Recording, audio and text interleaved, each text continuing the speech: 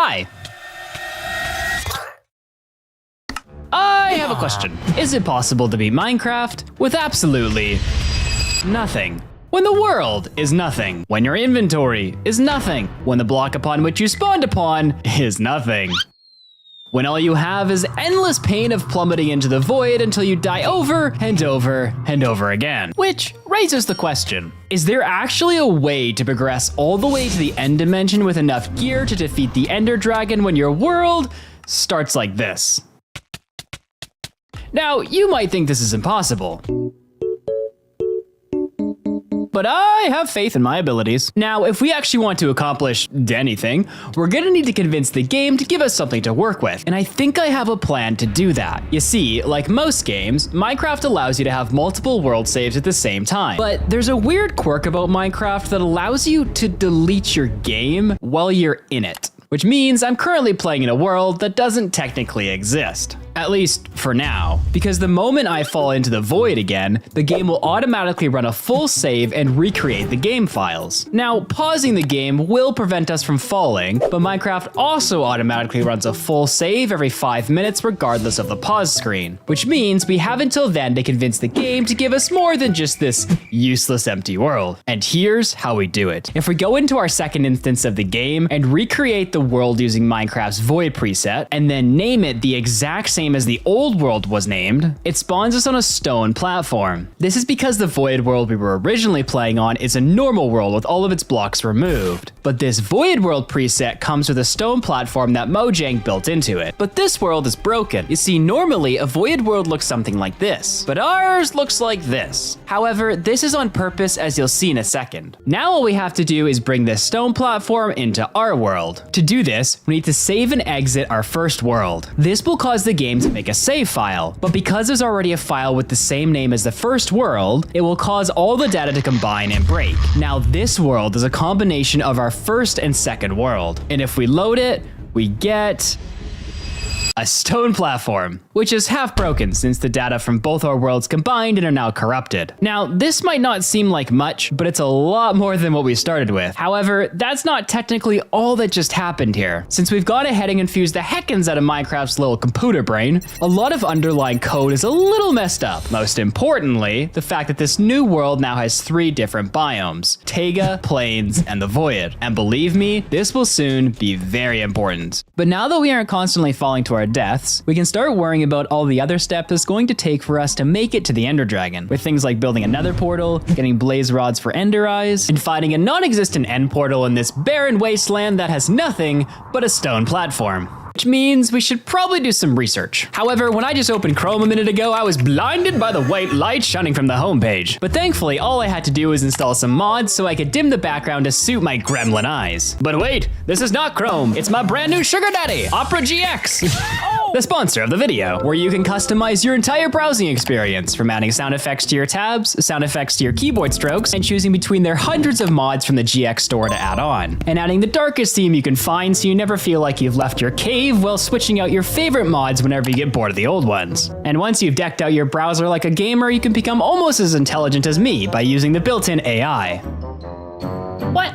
Don't have the attention span of even a grasshopper? Well, never fear, because AI can summarize that article you were totally going to fully read and tell you the key points. When you've finished using Opera, you don't even need to exit it to play games, since Opera uses way less RAM than other browsers do, keeping your computer nice and happy and ready for you to totally become the next best esports gamer out there. So if you need a new browser, or didn't know you needed a new browser, now you do. Get Opera GX using my download link in the description and import all your data in the click of a button and never be blinded again. So before we try and solve any of those impossible issues, we need to get something a lot more important: blocks. Now, normally I just rip some building materials out of the corpse of any enemy I could find, but since I don't have a crafting table, spiders who drop their string are the only way I can make blocks at this stage. And unless I want to smack spiders for the next 1,000 years, we need to find a more renewable source of blocks. And I think I know how to get them. And it's all thanks to these messed up biomes that we brought over from both worlds. When I brought the Void world over, not all of it was willing to come, similar to your last birthday party when only half your friends showed up. It's okay.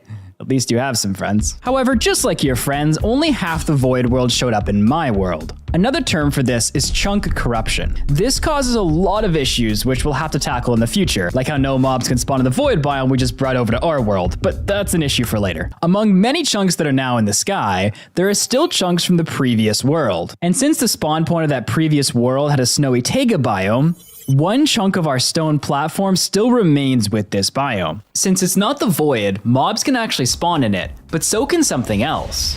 Snow, which can be made into snow blocks. But to even pick it up in the first place, we need a shovel. And luckily for us, zombies just so happen to have a chance of spawning with one. Now, this is important because if one spawns, there's an 8.5% chance he'll drop it. But we can increase our odds a little bit more. On easy mode, the chance of a zombie just spawning with any item is only 1%. On normal, it's 7, but on hard, it's 20%. If we can collect a shovel from one of these zombies, we can use it to mine snow and collect more blocks when it snows, which will help us advance to the next stage, emeralds, enabling us to trade with a wandering trader and getting tons of items. Okay, so this is the only chunk in our platform that isn't the Void. Therefore, it's the only chunk that can spawn mobs, but we kind of have an issue. We can't afford to lose any of the blocks in this area, and if we end up running into a creeper, he's gonna blow them up.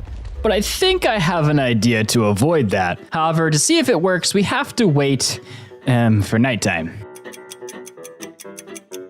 All right, and now that it's nighttime, we can begin the plan. First, we go in the farthest point of the island that we can reach. Then, mobs will start spawning on our area, and what we're looking for is our zombie with a shovel. Now, I'm not too concerned about these guys. Probably just punch them off. So as long as just zombies come, we should... Oh, I'm eating my words right now. Oh, no, they're not near the edge. Oh, no. Well, then I jump off. Now, the reason we jump off here is because when the player leaves the 128 area range of the mobs, they will all despawn. Now that I'm back up here, all I have to do is find the opposite corner again and wait. But since this could take hundreds of hours, let's profit from the suffering. Oh, that's a shovel! There's no way we do this fast. No way we get a shovel this quick. Nathan? He didn't drop it. And that, my friends, is what we will be doing for the next 8 hours. Oh, not the spider too! Oh no! We have our first block of the game. Tonight's the night. Of course he has armor. What kind of luck is this? No! No! Bro, this night sucks. All right, phase 2. Now that we have 2 wool blocks, what we can do is lure the zombies in, stack up like this, and then we can hit them and they can't touch us. So many of them. All right, let's do a reset. Dave and Jeffrey might be gone. Oh, they lived! Come on, Dave and Jeffrey. Give us some spoon luck.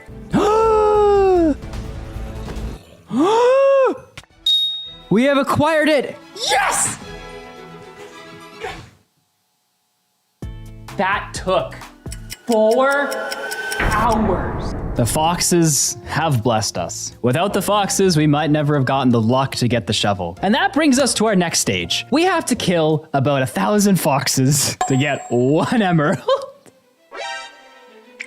You see, if we can get 1 emerald, we can unlock everything else in the game through the Wandering Trader. But to get there, we needed a fox to bring us an emerald, and this is why we needed a shovel. You see, now that we can build ourselves more blocks, we can expand the platform, enhancing both fox and hostile mob spawning alike. Since the snow fox has a 20% chance to spawn with an item in its mouth and a 5% chance that the item is an emerald, if we wait long enough, we should be able to secure at least 1. Unlike the zombie though, it has a 100% drop rate if it spawns with 1, whereas with a zombie has a shovel, it only has an 8% drop rate. To make sure we're getting the optimal spawns though, we need to stand at least 24 blocks away from all spawnable blocks. However, the game only attempts to spawn passive mobs every 20 seconds, in stark contrast to the half second it used to spawn hostile mobs. So we could be at this for a while. And so the only thing we can do now is punch, run, stash some loot. Punch, run, stash the loot, punch, run, stash the loot, punch, run, stash the loot, punch, run, Shovel. With another shovel, I could finally expand the platform more, enhancing mob spawns both fox and hostiles alike. after about another 10 hours, I finally had all I needed to create a much more sophisticated mob killing system. So the zombies are gonna come up here and they're gonna fall into that hole. I'm gonna bait them from here so that they all push each other into it. And then when I come down here, the carpet should stop the baby zombies from getting out. This wall right here should prevent spiders from attacking me. So I can just sit in here and kill things to my heart's content. Get wrecked, nerd. Foxes. Oh, what do you got? Oh, is that leather? Ah, useless. Please, please, please. Ah. Yes, my emerald. I need to find some snow really quick. Oh, please don't die. I've waited so long. Oh, he's sleeping.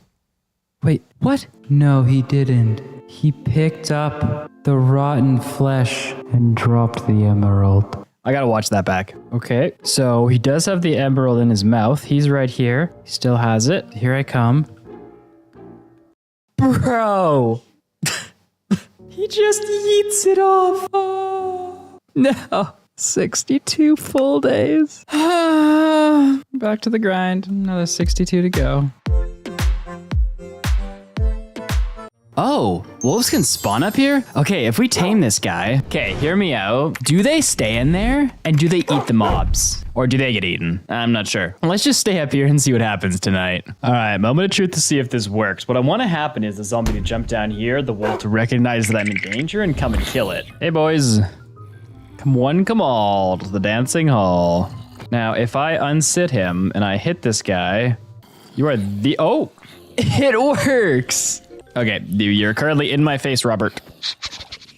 Robert, help. Oh no. Oh, did I hit him? All right, Robert is left. Okay, well, I think for now this might not work. Go. Oh, Robert, it's okay. I'm not gonna hit you, I promise. Here's a buddy. The thing is, they might prevent the foxes from spawning. So, doesn't have what I need. Get out. Fox, I see him. Oh, does he have an emerald? Well, I don't think he has an emerald, so.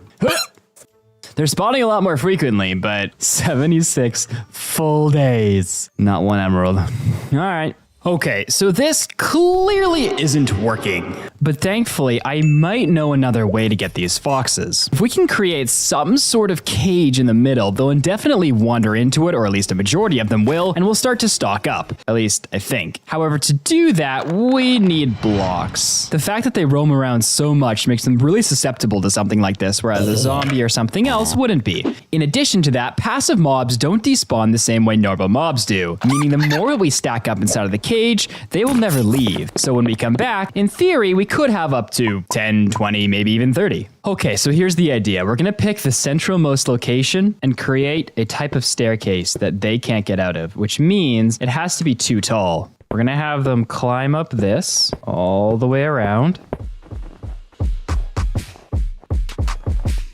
All right, now here's how it should work. Since foxes like to roam so much, eventually they should come up into here and jump down to here. Once they get inside, there'll be no way to get out and they'll just sit down. I'll be over here and I'll have to make sure that I can't get... How? You know what? Don't worry about it. This is my point being proven right now. Foxes will roam everywhere. All right, so now all I need to do is get some blocks from over here, turn them into blocks. Okay, so in theory, all I have to do is sit in here, and within 8 to 24 hours-ish, we might have enough foxes for what we need. That means I can't do anything for 8 to 24 hours, so, I will sit here and wait.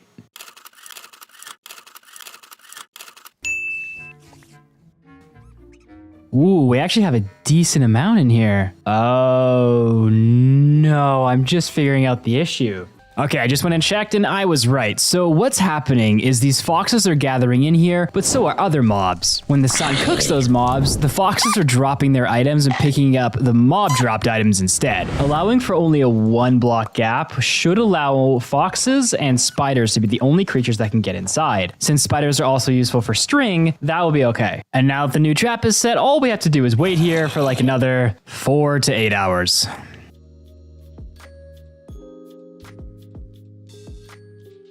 And now the moment of truth to see if all those hours of waiting gave us an emerald. Throw all my things in there that I don't want to lose. And let's see what's waiting for us. Oh, this is why I threw my things away. No, I definitely see foxes in there, but there are a ton of spiders also waiting for me, so we're gonna need to deal with them first. Okay, now we have to let out all the babies. Oh, and apparently the foxes. Oh, that might not have been a wise idea. Oh, the foxes are everywhere. This is great. And I'm on fire. Burn, children, burn. Okay, baby, go into the abyss. I don't see any emeralds. Do I? Oh, wait, it's an emerald. Come here. Come here. No, no, no. Don't you dare. Actually, wait, drop it. Oh, there it is. There it is. Yes! And I got a rabbit's foot.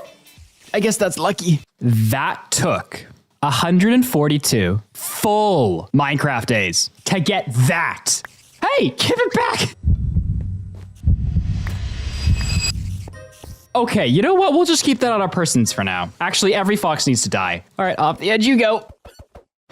Now that we have the emerald, we can begin phase 2 of the plan. But first, let's deal with all these spiders.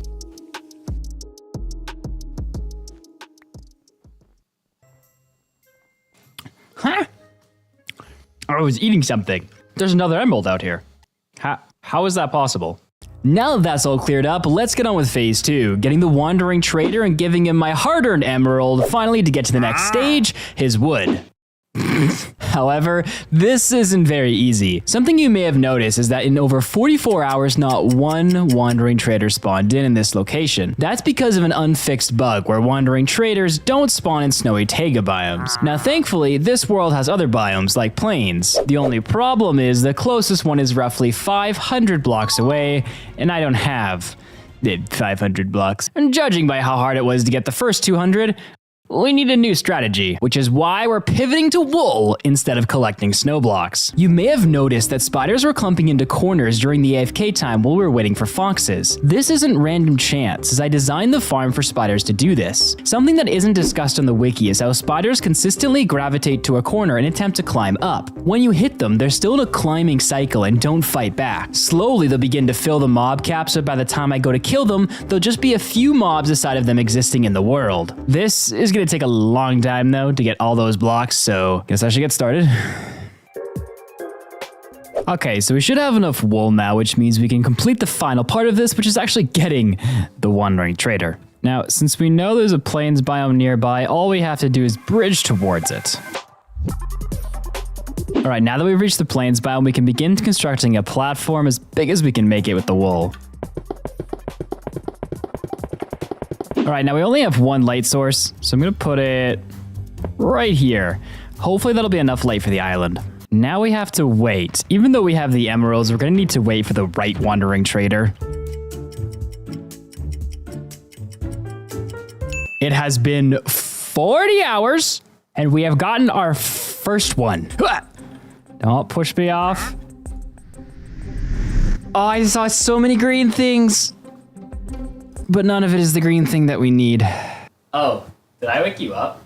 And yes, I know it sounds ridiculous, but as his roommate, I can confirm that it did take 40 hours, and he just woke me up in the middle of the night screaming about how excited he was, and then it was nothing, and then he woke me up for nothing, and I'm very upset. Please subscribe. Now we must stand in this precise We must stand in this precise position because apparently it's the only one that spawns wandering traders. And now wait another 40 hours.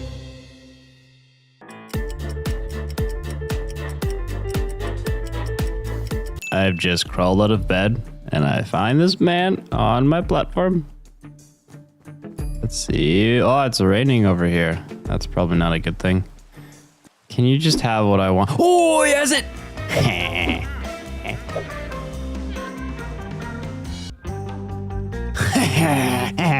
Now that we have the moss blocks, we can begin the next stage, which is getting trees. All we have to do is place the moss down like this, convert some of our bones to bone meal, then just keep bone mealing the moss until we get, come on, there we go, an azalea sapling. By right-clicking the azalea sapling, we have wood. That has been so long in the making. But we're not even close to there yet. From this, we have to get to villagers. Villagers will not only unlock better tools, which will help us collect more resources quicker, but they'll also give us things like armor, which will help us in the Ender Dragon fight. And most crucially, they'll give us books, which are essential to beating the game in the end. To get them, however, we're gonna need a few supplies. I think I'm gonna start with gathering gold and apples first, since both of those are crucial elements in getting villagers. To get them, we're gonna need a ton of wood. With it, we can build... Here's my dirt.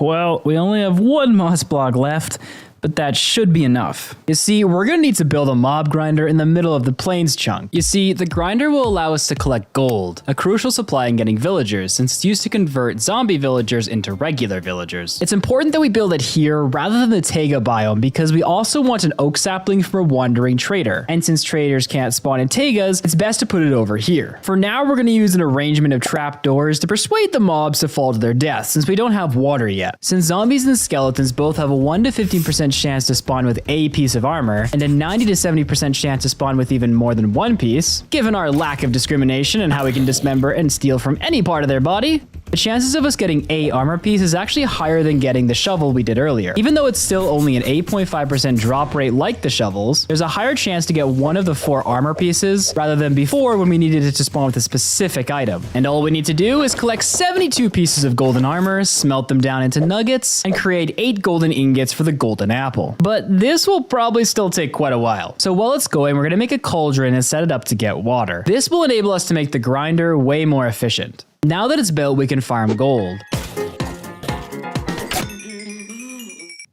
Barry has returned! Barry 4.0 is not dying. I will protect them. Where'd they go? Bruh. Seriously? I swear I will keep you safe, Barry 5.0.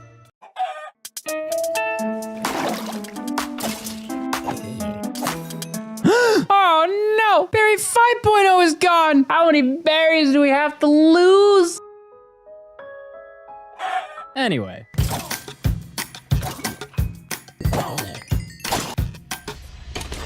Alright, we have all the gold armor that we need, but we still need to get a wandering trader to get an oak sapling so that we can get an apple. But to pay for that oak sapling, we need 5 emeralds, and currently, we have none. But since the wandering trader won't accept my peasantry gift of wood, we're gonna have to find a way to get 5 more emeralds. But before we go off to make a wandering trader farm and an emerald farm, we need a better food supply because right now, my food poisons me. So to solve that issue, we're gonna come over here and grab some of this stone to make into a furnace. This will also enable us to smelt down the golden armor into nuggets. We need to get under here to be able to collect the cobblestone though, and my water's gonna turn to ice really quickly, so we gotta do this fast, otherwise we're gonna lose all of our items. Place the water, place 3 blocks down, 1 block here. There we go. Now we pick back up the water, and we should be able to build a platform under here safely, where we can mine the cobblestone. All right, now we can take our pickaxe. And we've gotten our first stone of the game. Now, before we go turning this stone into tools or anything like that, we're gonna wait until we get villagers because once we have villagers, we can make infinite stone with just 3 of these pieces. So for now, I'm just gonna make the essential items that the stone's required for. All right, now that we have all the cobblestone that we need, we can make a furnace and start smelting potatoes. Now, you may have been wondering how we're gonna get more potatoes since at the moment, we only have 1. You see, the only thing we have right now is something called rooted dirt. You can't plant anything on rooted dirt, but if you take a hoe or a shovel and right-click on it, you can extract the roots. Then it turns into normal dirt. Then all we have to do is put our water next to it, plant the potato, and begin bone mealing. Now that we have a bunch of potatoes, we can make a furnace and start smelting them into a way better food source than rotten flesh. All right, now that we have a food supply going, we can worry about getting infinite emeralds. Well, not infinite, but the next 5 we need to get an oak sapling. We're gonna be using foxes again to extract emeralds from, but this time I have a way better idea on how to make sure we get all the drops. First though, we need to finish clearing out all the snowy taiga biomes in here to maximize how many foxes can spawn. Now that the blocks are cleared out, we can begin making the farm. The farm is split into 2 stages, the trap and the execution.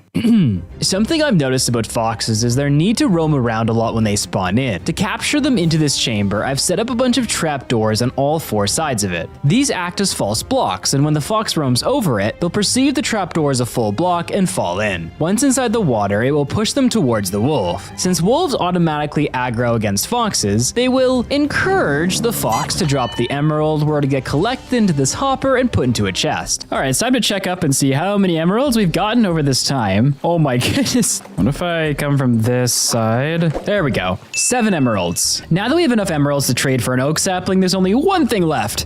The person to trade it with. Now, since wandering traders take forever to spawn, I'm going to design a wandering trader farm a few hundred blocks that way in the plains biomes. I think it's this chunk right here. I think it's about 300 or 400 blocks that way before we start changing from the void biome back into plains biomes. You know, I really hope I'm going the right way. Oh, we're in the plains biome. Let's go a couple more blocks in. We don't want to be in this chunk because this chunk will bleed into the void, so half of it won't even be plains. This area is going to be a lot larger, but there's still going to be void biomes scattered throughout this. The wandering trader farm is actually somewhat similar to the fox farm. It takes advantage of the mechanic that wandering traders always seek out to find the player. Similar to how the foxes roam so much, we can take advantage of the fact that they have so much movement. The wandering trader will spawn somewhere close on this platform. By creating this drop chamber with trap doors as false blocks again, the trader will fall in and get pushed down this river. Since wandering traders will despawn after 30 minutes though, we need to design something to keep them for longer. By creating this stream to run 5 chunks, the minimum simulation distance you can set in your game, we can cause the wandering trader to get pushed into an unloaded chunk, therefore pausing their despawn timer. Alright, now that the farm is complete, all we need to do is make a little AFK chamber. And now in theory, all we're gonna have to do is wait in here for a really, really long time. Okay. Time to go and see if any wandering traders have brought me my sapling. Ah, well, you're useless. Oh! He has it. Now that we have the oak sapling, we can begin trying to extract an apple from it so we can get to a villager. To stop the tree from growing too tall though, I'm gonna place a block on the top here, and this will stop the tree from growing into one of those behemoth oak trees.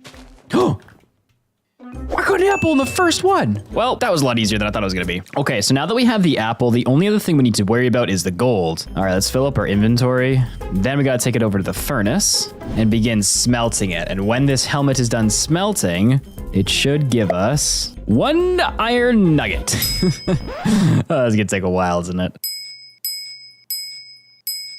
To make this go a little bit faster, I am going to use 3 of my stone, but that should be okay. I want to grab the hopper from the fox farm so we can put all the armor into a chest and just let it feed into the furnace. Just need to not hit these wolves by accident. Let's break this block.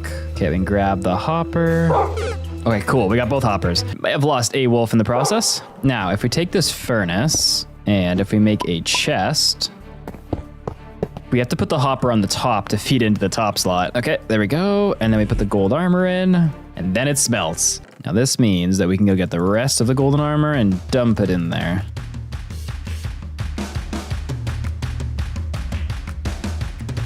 All right, since it's becoming nighttime, we're gonna work on step 2 of getting the villager, which is getting the villager. And that's going to involve trapping a zombie villager, which we're going to use a boat for. Now, there are 2 very important things we need from over here, which is going to be a witch and a zombie villager. I'll explain how they work in a minute, but first, let's work on collecting them. Now, both of them are going to be rare spawns, so this may take a few tries to get. Okay, I think we officially have every single type of zombie holding every single type of weapon and having armor on, except for the one that we want. All right, looks like night 1 was a failure. All right, night number 2. So there's a witch, which we do want. He's gonna be quite tricky to get. Oh my gosh, he's surrounded by everybody. Okay, I have an idea. All right, ready for this? This could be extremely dangerous. And we're good. Okay, where'd he go? Did he walk? Ooh. All right. Yes, we got him. Move it. Hey, it's Robert. I forgot about you. Oh, I'm gonna die. It's actually okay if we die, because we have him trapped in a boat now. Okay, so we have one of the two things that we need, but we need to dispatch a certain member who's decided to try to come along with my witch. There we go. And now we have to wait for the next night to hopefully get a villager. Night number 3. Aw, come on. Night number 4. Ooh, finally. Okay, we have to get him quick before he despawns. Yeah, let me see if I can bring him over here. That would be ideal. Oh, this is perfect. Right. Uh-oh, no. Right here. Perfect. Then, I don't want the sun to burn him. All right, we got him. We got our first villager. All right, and then we can grab our golden nuggets from in here, turn them into ingots. Perfect. Then we just need a couple of apples, like a golden apple, to get this guy just in the position so that he hits. Stop throwing them so high. All right, what about this? Okay, if I move to over here, he should throw the potions at me. Perfect. Come on, throw your weakness. Okay, I'm an idiot. You can only be a maximum of 3 blocks away for it to have a chance to throw a weakness potion. And now he might throw. Come on. Oh, he did it! He did it! Yes. Jeez. Okay. So that zombie's gonna take 5 minutes to turn. I really want to see what happens with this sword, so I'm gonna kind of watch because I want to see the moment he turns. Ooh. Okay, the sword just... Oh, he dropped it. Oh, that's sick. Hey, what's up, buddy? So I just realized that I made a critical mistake. You see, to get to the next stage, we need multiple different types of villagers. But there's a problem. I only have one. Apparently, to make a child, you need more than one human being. So if we want another villager, we're gonna have to go collect another 70 pieces of armor. Before we do that though, I want to get this villager set up and ready to trade. You see, we still should have wandering traders by our wandering trader farm, and I want a couple more emeralds to trade items with them while we grind for the gold armor. So I just put you right over here, give you a little boxy box in.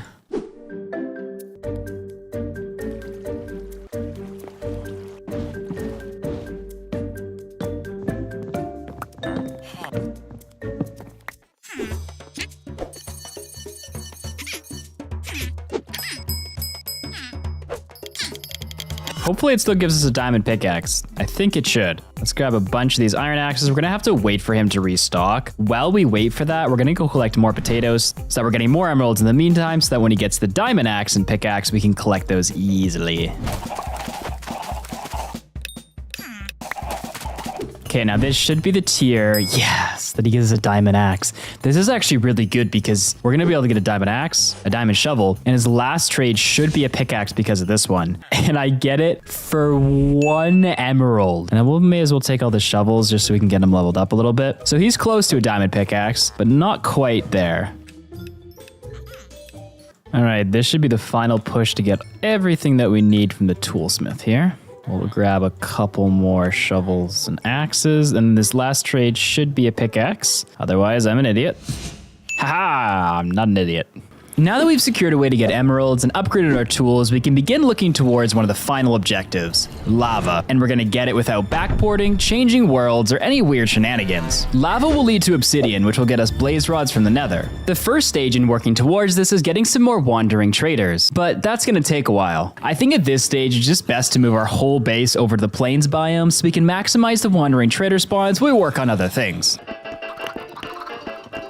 All right, with everything else moved, the only thing we have to move now are these 2 villagers. All right, so now we have to persuade this man to come in this boat. The only issue we have is getting this villager all the way onto this platform up here. And if you didn't know, they don't exactly like to climb. Place a piston there. All we need to do is place this boat over the piston, raise it up.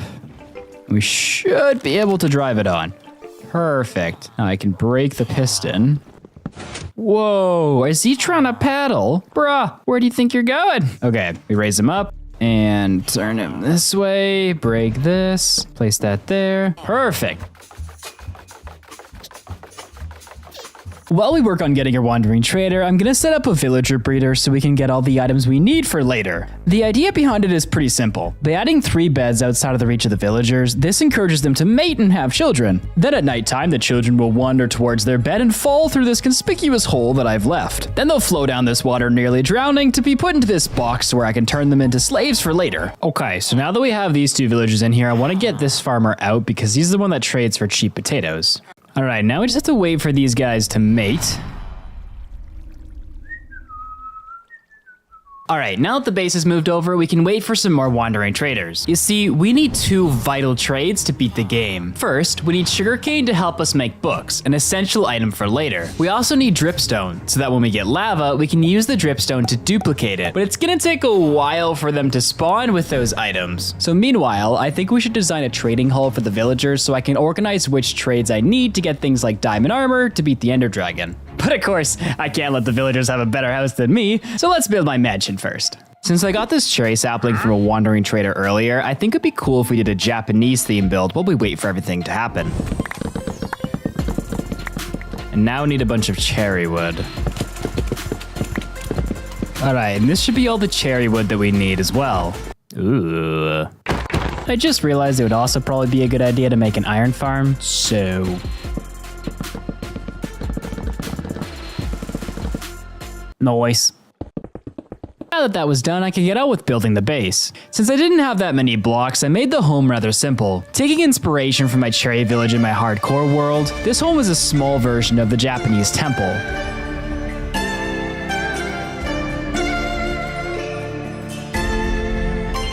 Relocating all my storage left me with one task, the villager trading hall. I wanted to make this skinnier since I wanted it to be, well, a hall. I had to put buttons all over the floor to stop slimes from spawning, so it kind of messed with the whole aesthetic of the build. But I'd rather have buttons on the floor than continue dealing with these dumb slimes. All right, now that the 2 buildings are built, we need to start getting the villagers into their new holding cells. All right, now we gotta get this guy out of here somehow. Stop pushing him around, boys. All right, now all we gotta do is give him a little push. There we go. All right, now time to see if we have any wandering traders and if they have the item that I need. What we crucially need is sugarcane.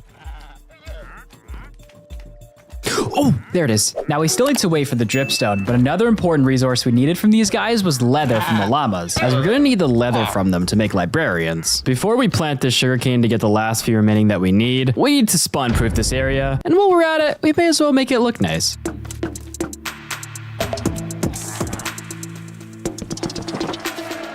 And with that, the islands are complete.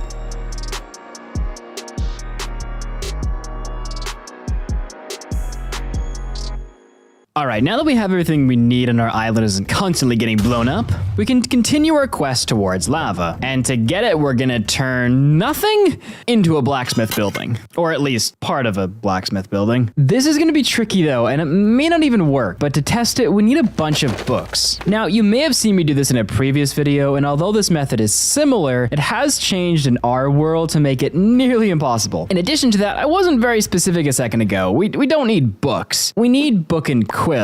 Now, since we can turn some of these villagers into librarians who will trade me bookshelves and I can then break those bookshelves into books, we have everything we need there. And since we've been raising chickens since like Barry 6.0, we'll have all the feathers that we need for the book and quills as well. But that leaves us with one main issue: ink sacks. You see, I thought before that the glowing sacks that we got from the mob farm would be good enough to make book and quills. So I kept a whole bunch of them, but it turns out glowing ink sacks can't make book and quills. And since the only biomes we have are plains biomes, void biomes, and taiga biomes, squids can't spawn as they're only able to spawn in oceans and rivers. But never fear, I have solved where to get them from: fishing. And to enhance fishing, we can use librarians.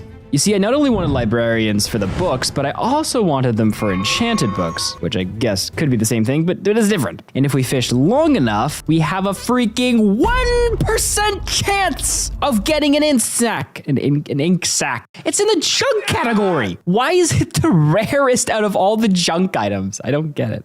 But it's our only option, so we should work on getting a fishing setup going. All we need to do is stand here and aim about right there. Before we start though, I do want the lure enchantment because it'll increase how often we get a bite. Now to get all the librarians that we needed for this challenge, we needed the sugarcane from the wandering trader to make paper, and we also needed the leather to make books because a librarian requires a lectern to start trading, and a lectern can only be made with a bookshelf. And now he should start trading bookshelves for me.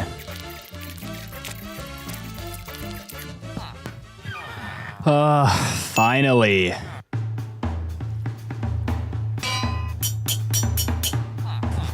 Oh, okay, and now we have mending, the only other enchant that we need. All right, now we can make a fishing rod. We take our fishing rod, throw it in here, put lure 3 on it, and then, oh, I need a little bit more XP.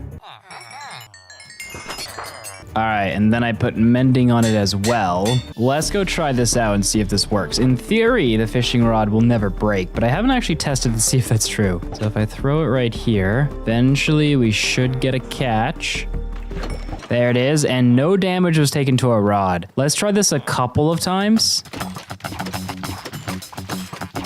Perfect. Now the reason this works is because fishing actually gives you experience points, so we can use mending to keep on repairing our fishing rod, and in theory just stand here for forever, which means I want a few more chests before we start this, because this is going to be a long fishing session.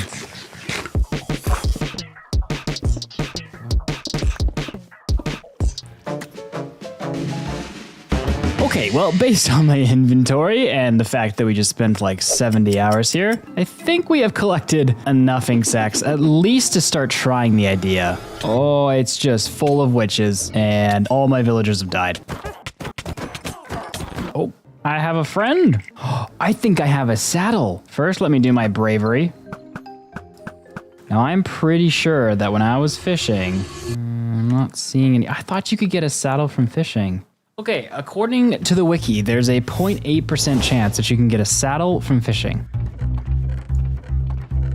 How did we get so unlucky? Well, my friend, I suppose it was not meant to be.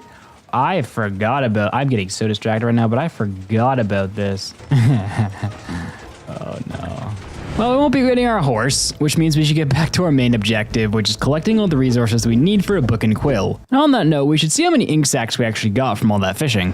Okay, so from all that fishing, we got 4 stacks and 14 ink sacks. Now there might be more down there, but this will be at least enough for a start, if not hopefully enough for everything. Now there's only one more component to getting a book and quill that we need, feathers. But before we extract them from our many berries that we left over on our other island, we should get looting.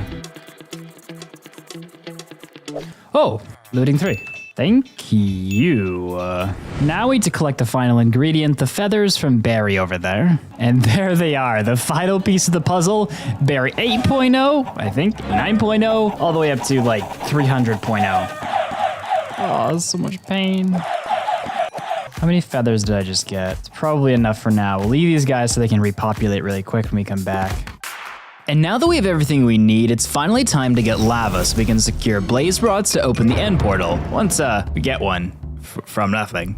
And to get the lava, we're gonna force the game to magically bring me a Minecraft village, specifically a blacksmith. You see, although you don't see any structures in the world, technically they were once here. But because the game thinks this is a void seed, by default, structures won't spawn regardless of the game rule being set to spawn them. But since the world's corrupted and had some plains biomes in it, technically some structures would have once existed in that biome. But since some of the world corrupted into plains, technically some structures could exist if we could bring them back from the grave using book and quills, using something I discovered a little while ago called dungeon forcing.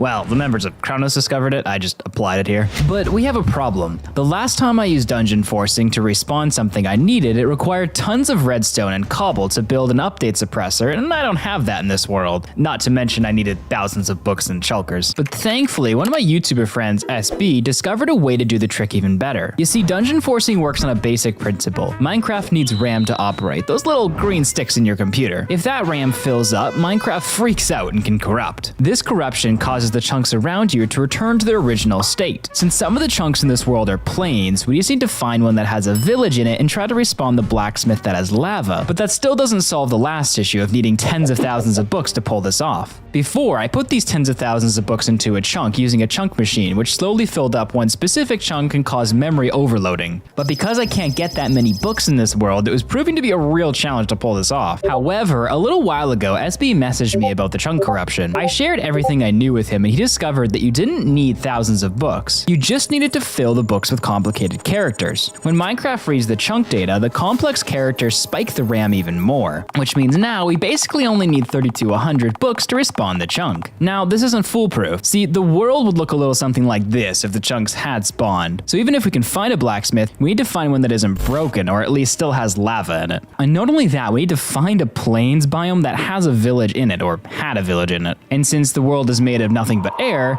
that could be tricky. That probably seemed pretty confusing, but I think you'll understand a little bit better when I actually do it. Now, I've taken a little while and I've gathered all the supplies that we need together inside of this chest. I used the fisherman to do a lot of the trading to get emeralds, to secure the books from librarians, and also to get some other materials. Now, I do want to do one more thing though before we leave and try and go get lava. I want to complete my diamond set of armor so we don't end up dying in the nether. And I want to buy some sharpness books from this guy, which I need books for. Now I just need to combine all these together. And then we need to grab a sword from our toolsmith, which has the best enchant possible on it. Immediately go and get rid of that enchant. All right, so now we have a sharpness 4 sword. All right, and then finally we have an unbreaking 3 infinity flame power 4 bow. Now let's gather all this leather and sugarcane that we caught up. Make all the remaining books that we need. And now that we have everything, we can begin. What we need to do is find a chunk with a village and a blacksmith. Now, to find that, what I could do is open a new world using the same seed as this one, find a village location, and use that as a marker. But there's a problem. Even if I can find one, because my world is so corrupted, the blacksmith may respawn as broken or just non-existent. And the issue there is if we don't have enough books to respawn at all, we're gonna have to come back and farm even more. But it's my only option, so let's give it a try. All right, so we've located the first set of coordinates, and it's a long ways that way. All right, so I think this is the chunk that will have the blacksmith in it if it's gonna respawn, which we can actually check. Ooh, this biome's the void. That's not a good sign. Let's just make sure, is it all void? Okay, it looks like this entire place is void, so this chunk isn't gonna work. Now which chunk would we parallel it off of? Okay, so this chunk is plains, this chunk is not. Gotta be this chunk then. Is this chunk plains? Oh! All right, looks like this chunk is plains. Means we can do the respawn inside of it. I would love to get my bed back. Did it fall? Are you kidding me? I have to go back and get another one. All right, we are back and nothing happened. Now we actually have to put our plan into action. First, let's be safe and have someone not shoot us. Okay, so now we need to make a crafting table and we need to craft 4 double chests. All right, this goes here, that goes there. We're gonna place this down. Let's get all of these resources into here. Okay, so everything's a little bit safe. So now we want to take a bunch of books and quills, which we can craft. Now comes a pretty tedious part. We need to fill all these books and quills with unique characters, which means opening them, pasting in, and doing that page after page after page. This is gonna be fun. All right, and we'll call this book 1. Sign and close. And now we just need to do that 26 more times.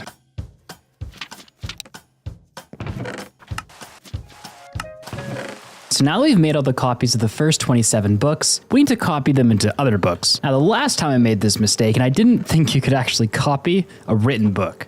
But now I've learned if we make a bunch more book and quills, put the resources back into here, then we come back to our chest. Let's just take book number 1 as an example. If we put a book and quill next to it, we can copy it with retaining the original. This way we'll have multiple attempts at respawning the chunk.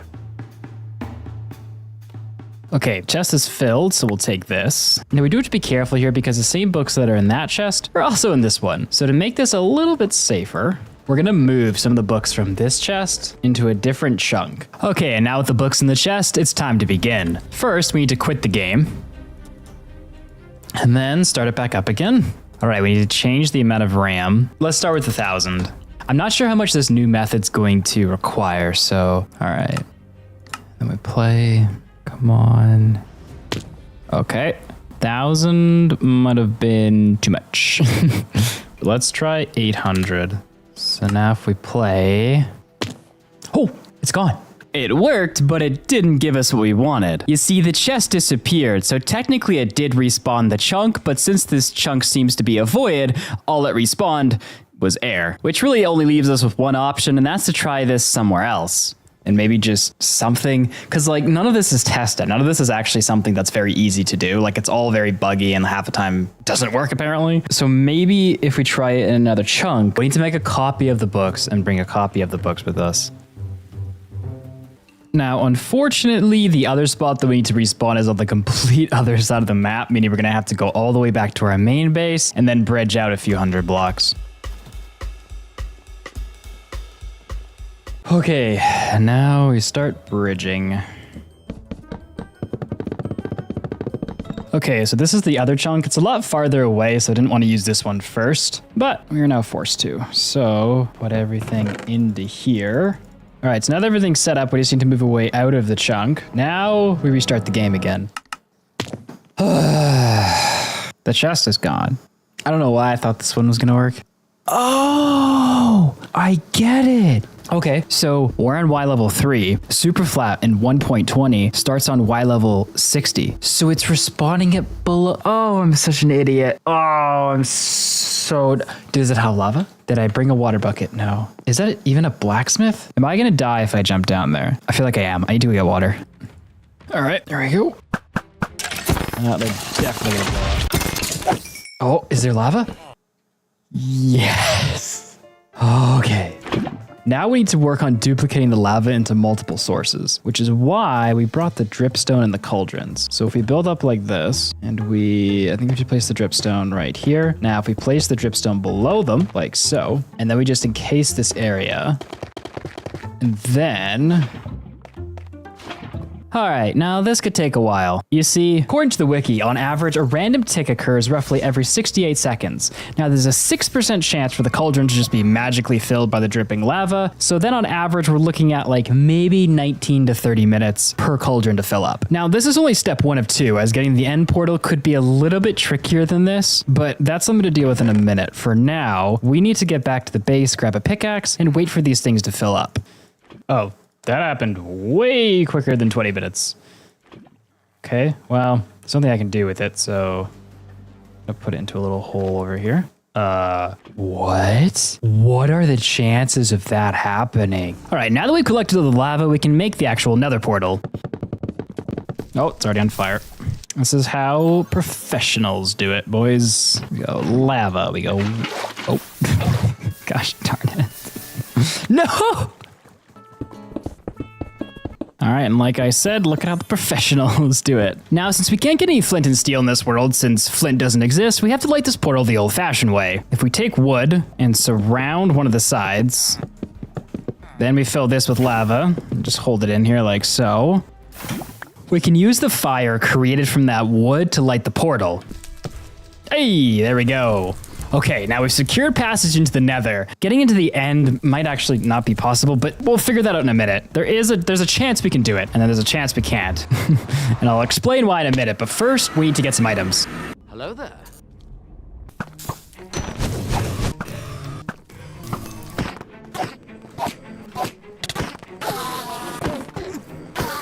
We have the pearls and we have the rods, and now all that's left to do is find the end portal, which, like I said before, is going to be difficult. And by difficult, I mean completely based on luck. You see, because I know my seed, I could do something like what I did here, which is start up another world using this same seed and finding a location to a village where there was a blacksmith to respawn. However, if you remember the first chunk that we tried to respawn, even though I didn't see it at the time, only a normal chunk respawned there, nothing with a village on it. But in the normal seed, there is a village there. This is because the seed is corrupted and it's not guaranteed to have the same thing as a normal seed would. Since strongholds are 1,000 blocks apart, if we try one and it's corrupted, the amount of books and blocks blocks it would take to try again would take an extremely long time. Like I'm talking months, not hours of endless attempts. What I'm saying is if the first portal doesn't work out and there's nothing there, I'm not sure I want to do this even though it's theoretically possible. Since there are no odds for this, since no one's ever done it before, I'm not sure what the chances of it actually working would be. It could be something like 1 in 2 like this, or it could be something like 1 in 7,000. But we may as well try it, and conveniently enough for us, there should be an end portal, I think it's that way, within like 50 blocks of this chunk, which is why I partially chose this as one of the bases. But before we head over there to see if it's respawnable, we need to do the book thing again. I'm sick of this. Okay, so now that all the books are copied into this chest, we need to go and set them to the location.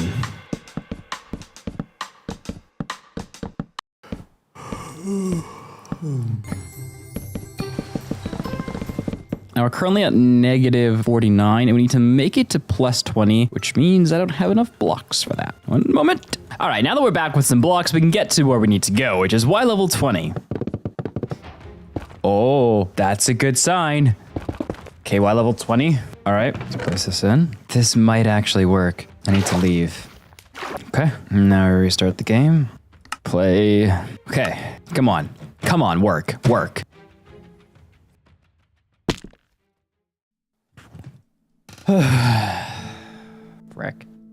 I have spent hundreds of hours on this project. I couldn't beat it.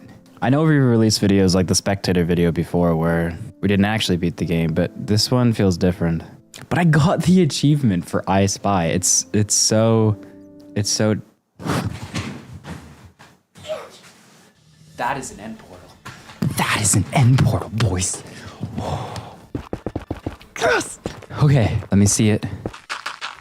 Oh, frick. I wonder. There's no way this lights, right? Okay, let's go back and get the pearls. I want to try this. Okay, here are the pearls. Here are the blazes. No shot. Yeah, I thought that might not work. Okay, I think the only option we're left at this point is to take all the books we have left and try and respawn the chunk beside this one and just cross our fingers that it has the rest of the portal frame. So we have to respawn this chunk right here. Yeah, there's a boundary right there. So I'm gonna throw a chest in here, all of our books, and these are all the remaining books we have. I think it's gonna work though. I think because this one's here, there's gonna be one over here as well. Leave the game. Come on. Ah, that loaded way too fast. This make no sense. Oh no, why would you work? That would be too easy. Ah, yes, let's get stuck on the saving world screen. Magically work. This time. Oh, if I'm being completely honest with you, I did not expect that to work. Okay, now let's just hope that this portal splitting didn't completely ruin all of this. Come on, please work. Oh, I thought I placed it. I didn't. Oh, I was so scared there for a minute. Okay. And that answers the question, can you beat Minecraft with literally nothing? I have finally finished this video.